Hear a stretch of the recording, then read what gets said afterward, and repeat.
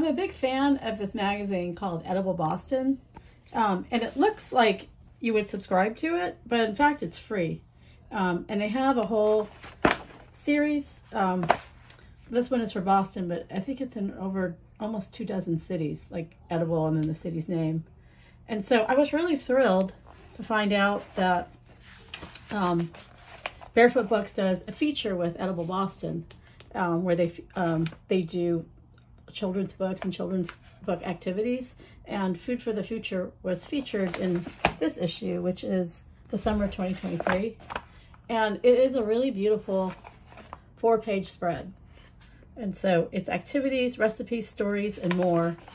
And it comes with this, like, you know, perforated line so that you can cut it out and use it, which is, you know, perfect for like summer activities or after schooling activities or homeschooling. And so this page is the page from Food for the Future in the back matter, and it just shows the map of all the different sustainable farms and what they are and where they're located.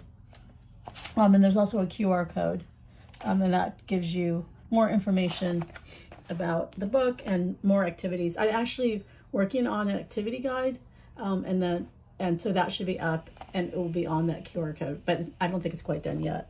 And then they made this page just for this insert, where they took full spread illustrations without the words, and then they wrote a description. So this is just unique to the magazine. And then the last page is an activity called Grocery Games, and this comes from their Global Kid. It's like a deck of cards. They have Yoga Pretzels, which is like their most popular deck of cards, and so that is like a similar deck of cards where you pull it out and it's heavy duty, you know, coated, and it has all kinds of activities to learn about cultures and countries around the world. So just to give you a flavor for what EdibleBoston magazine looks like, it just features sort of artisan food producers, and has recipes and stories about how they started their businesses and what they do.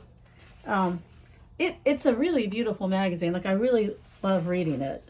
And in fact, one of the farms that is featured in my book, the Roof Deck farm, was actually from reading an old issue of this magazine, where I found the Fenway Park rooftop gardens, which I didn't know about even though I live in Boston. And that's how that came into my picture book.